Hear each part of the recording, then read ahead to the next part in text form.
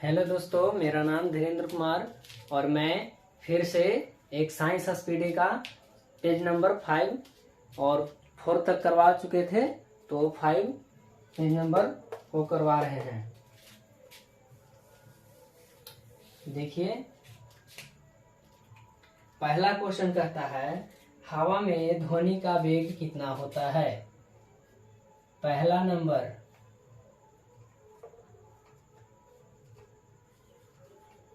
हवा में ध्वनि का वेग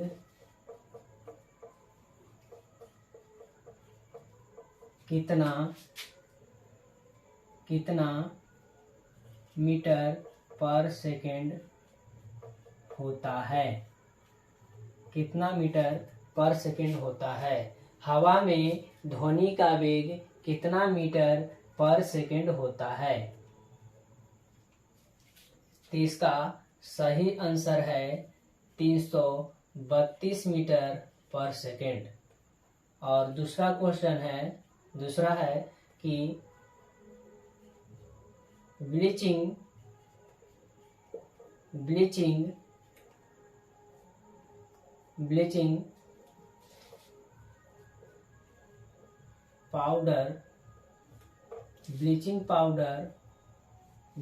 पाउडर का आणविक सूत्र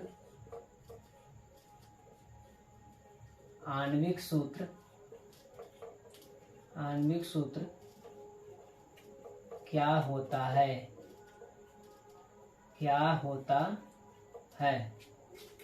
ब्लीचिंग पाउडर का आणविक सूत्र क्या होता है। तो इसका सही आंसर होगा CaOCl.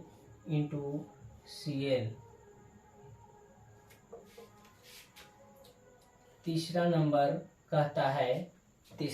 क्या कहता है कि कौन सा रंग दिए को अधिकतम दर्शनीयता देता है।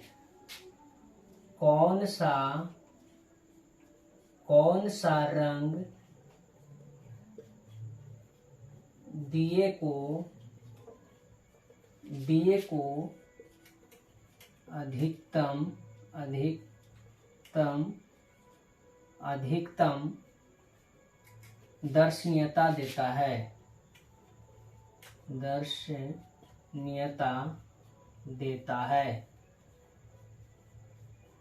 दर्शनीयता देता है। तो इसका सही आंसर है पीला रंग। क्या है? पीला रंग है। ठीक है। अगला क्वेश्चन है चौथा कहता है कि माचिसों में किस रसायन का प्रयोग होता है। माचिसों में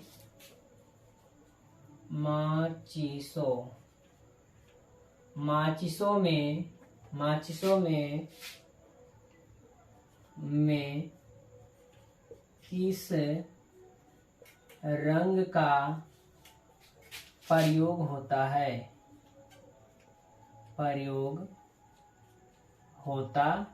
है। माचिस में किस रंग का प्रयोग होता है। माचिसों में किस रंग का प्रयोग होता है। तो इसका सही आंसर है लाल फास्फोरस। क्या होगा? लाल फास्फोरस।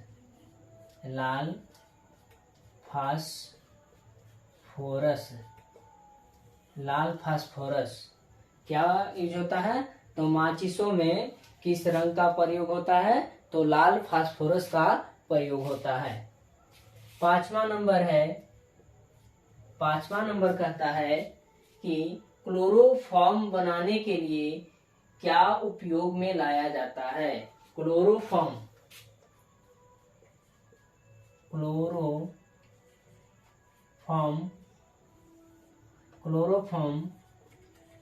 बनाने के लिए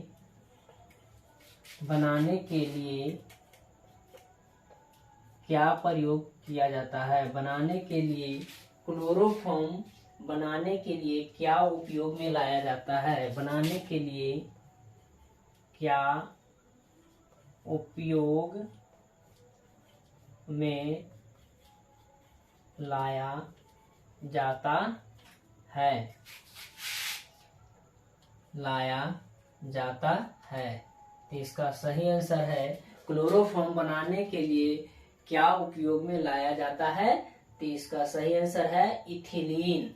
इथिलीन क्या है? इथिलीन। इथिलीन।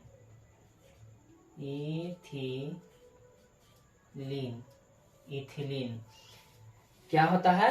तो क्लोरोफॉर्म बनाने के लिए उपयोग में क्या लाया जाता है? तो इथिलीन का प्रयोग लाया जाता है। चलिए यहाँ तक हो गया। छठा नंबर क्या कहता है? छठा नंबर कहता है कि चांदी का रासायनिक प्रतीक क्या है? चांदी का रासायनिक प्रतीक क्या है? चांदी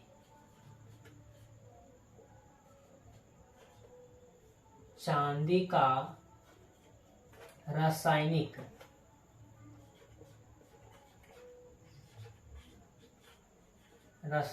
प्रतीक क्या है? प्रतीक क्या है? चांदी का रासायनिक प्रतीक क्या है? तो इसका आंसर है इसका Ag। क्या है? Ag। हवा में ध्वनि का वेग कितना मीटर पर सेकंड होता है? तो 332 मीटर पर सेकंड। ब्लीचिंग पाउडर का आणविक सूत्र क्या होता है? तो CaOCl2 होता है। कौन सा रंग दिए को अधिकतम दर्शनीयता देता है? तो इसका सही रंग पीला रंग। माचिसों में किस रंग का प्रयोग होता है? तो लाल फास्फोरस। क्लोरोफॉर्म बनाने के लिए क्या उपयोग में लाया जाता है? क्लोरोफॉर्म बनाने के लिए क्या उपयोग में लाया जाता है? तो इसका सही आंसर है इथिलीन। चांदी का रासायनिक प्रतीक क्या होता है? तो इसका सही आंसर है Ag। चलिए यहाँ तक तो हो गया। उसके बाद और देखते हैं।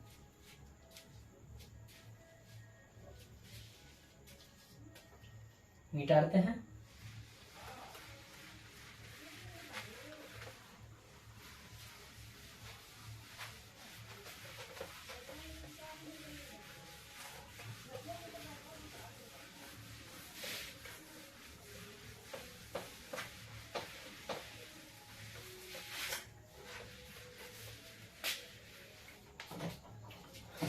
चलिए आगे देखते हैं। जितनी ऊंची आवाज उतनी ही ऊंची होगी उसकी क्या होता है? जितनी ऊंची आवाज, यहाँ 7वां नंबर है, कहता है जितनी ऊंची आवाज उतना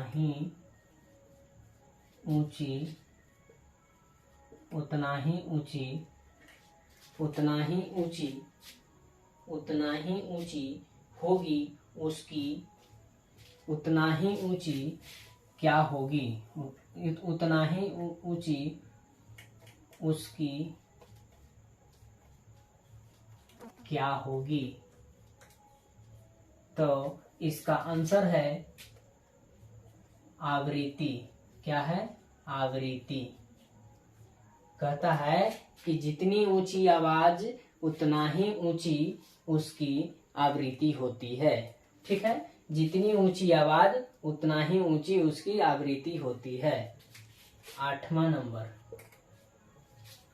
नंबर में है कि सबसे कम तरंग वाली किरणें क्या है?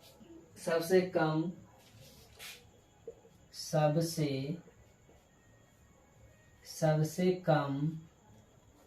तरंग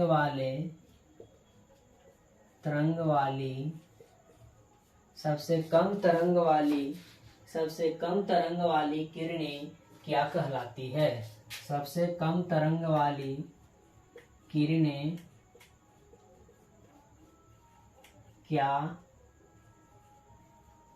कहलाती है? क्या कहलाती है? क्या कहलाती है? सबसे कम तरंग वाली किरणें क्या कहलाती है? तो इसका आंसर है, सही आंसर है तो क्या होगा? गामा किरणें। गामा किरणें, गामा किरणें, गामा किरणें, गामा किरणें। 9वां क्वेश्चन है, क्या कहता है 9वां कि किसके इलाज में कैथोरैथेपी का उपयोग किया जाता है? किसके इलाज में केमोथेरेपी, किसके इलाज में, किसके इलाज में, किसके इलाज में, किसके इलाज में कहता है, किसके इलाज में केमोथेरेपी,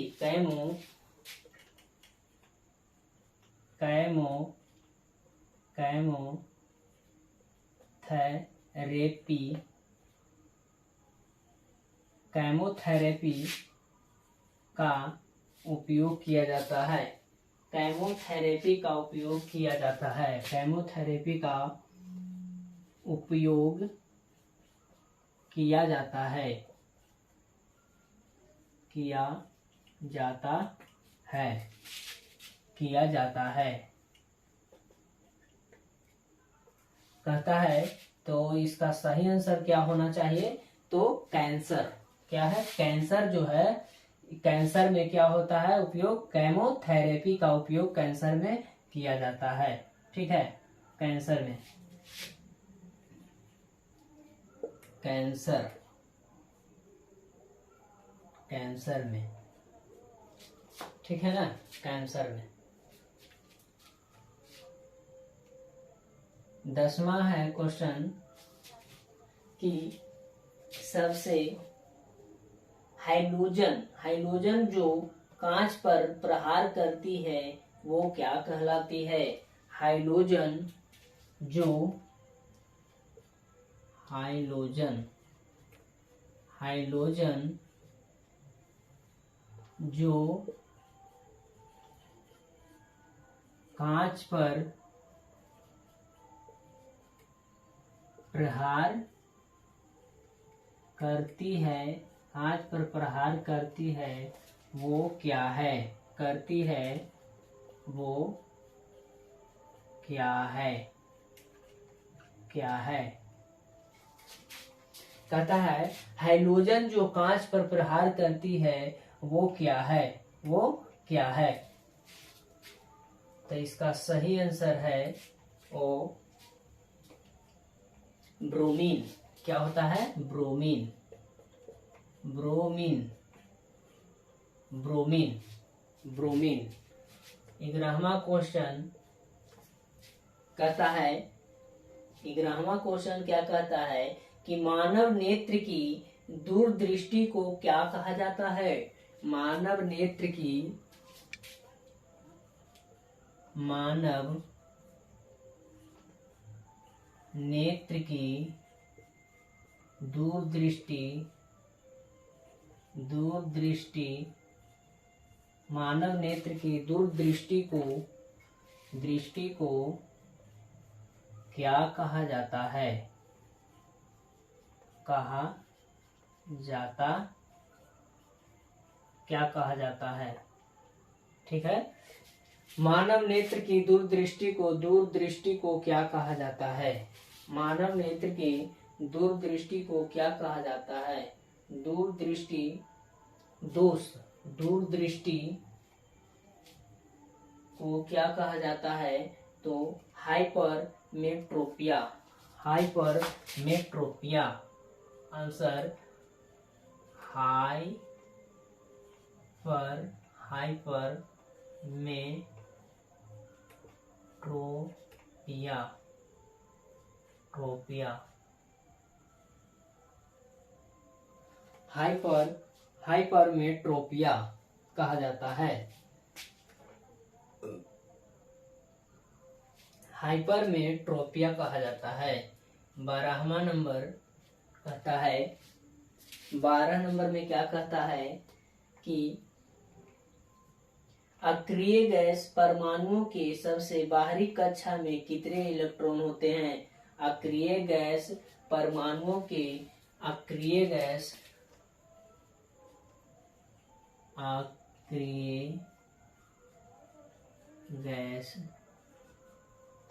परमाणुओं के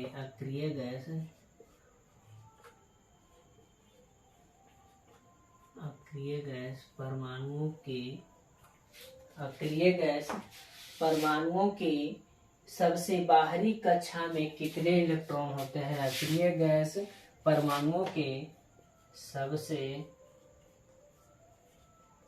बाहरी कक्षा में इलेक्ट्रॉनों की संख्या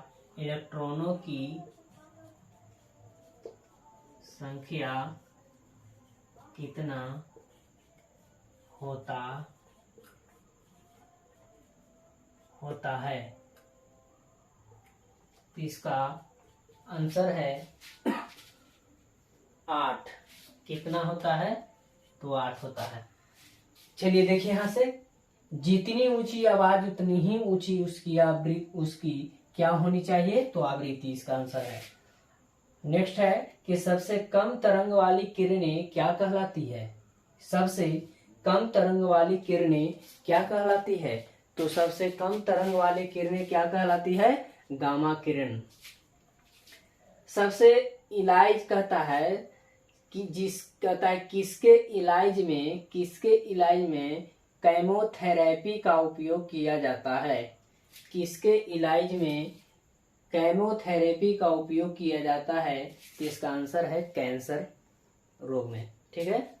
अगला, हाइड्रोजन जो कांच पर प्रहार करती है वो क्या कहलाती है।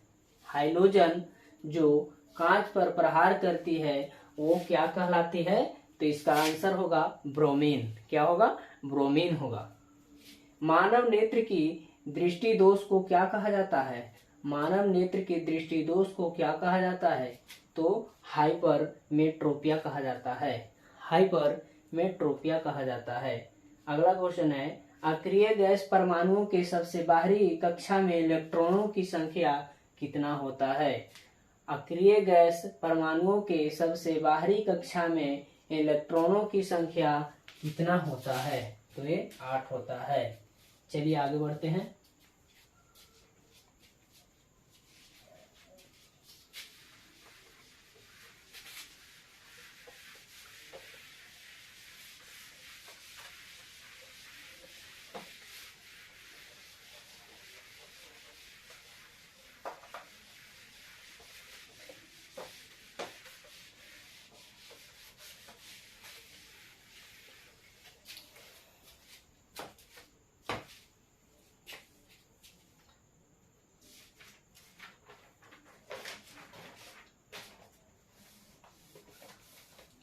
अब कहता है, हटर्ज किसका मात्रक है। हटर्ज किसका मात्रक है।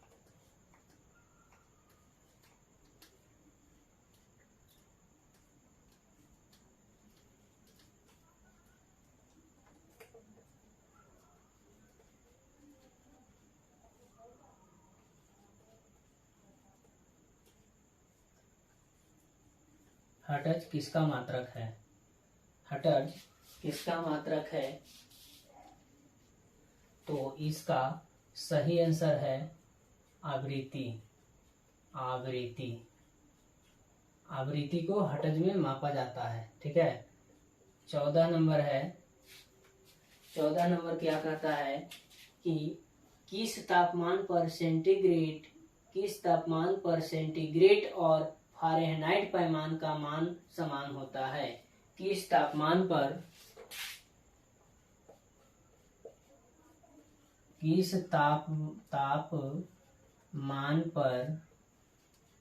सेंटीग्रेड किस तापमान पर सेंटीग्रेड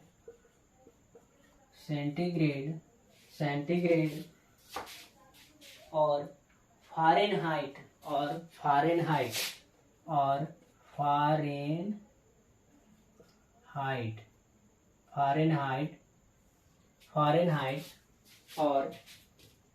फ़ारेनहाइट पैमाने का मान समान होता है। फ़ारेनहाइट पैमाने का मान समान होता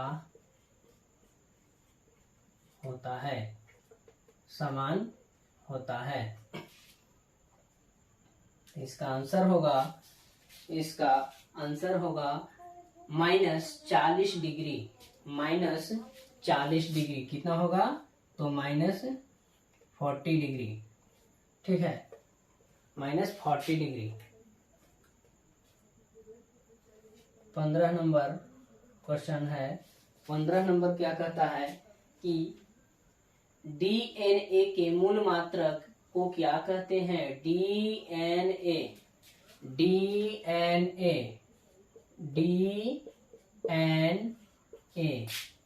के मूल मात्रक को क्या कहते हैं?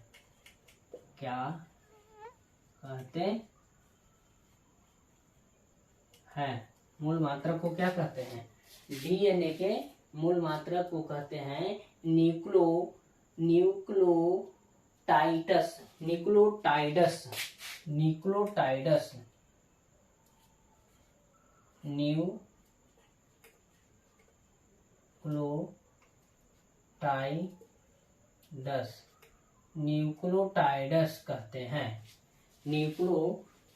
कहते हैं। ऊर्जा संरक्षण के नियम का अर्थ क्या है? 16 नंबर ऊर्जा संरक्षण के नियम क्या है? ऊर्जा संरक्षण के नियम क्या है? इसका आंसर होगा ऊर्जा का न तो निर्माण किया जा सकता है और न ही विनाश किया जा सकता है। इसका आंसर होगा ऊर्जा को ना ही नष्ट किया जाता है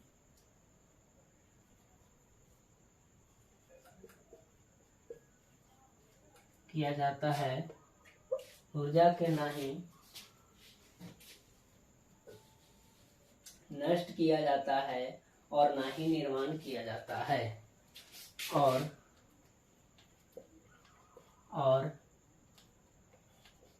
ना ही निर्माण किया जाता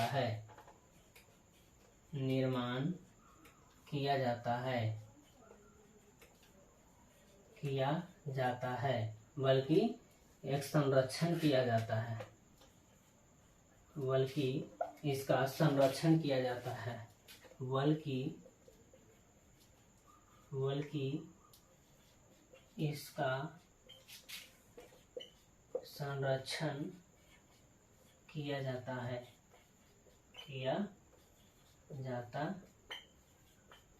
है। कहता हो ऊर्जा को ना ही नष्ट किया जाता है और ना ही निर्माण किया जाता है, बल्कि इसका संरक्षण किया जाता है। यही है ऊर्जा संरक्षण के नियम। ठीक है। 17 नंबर क्या कहता है? डॉक्टर सीवी रमन को किस विषय के लिए नोबेल पुरस्कार से सम्मानित किया गया? डॉक्टर सीवी रमन को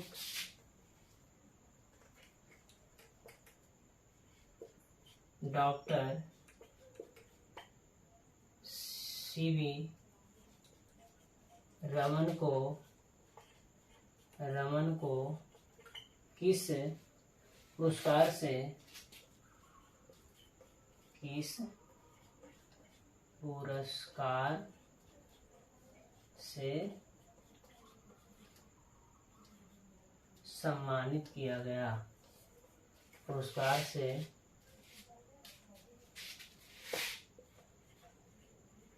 सम्मानित किया गया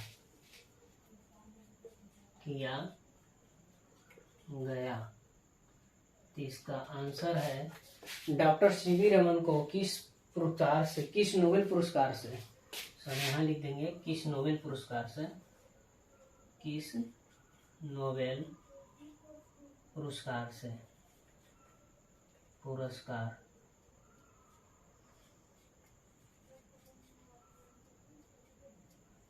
से सम्मानित किया जाता है, सम्मानित किया गया है। इसका सही आंसर है भौतिक शास्त्र। क्या है? भौतिक शास्त्र। क्या है? भौतिक शास्त्र।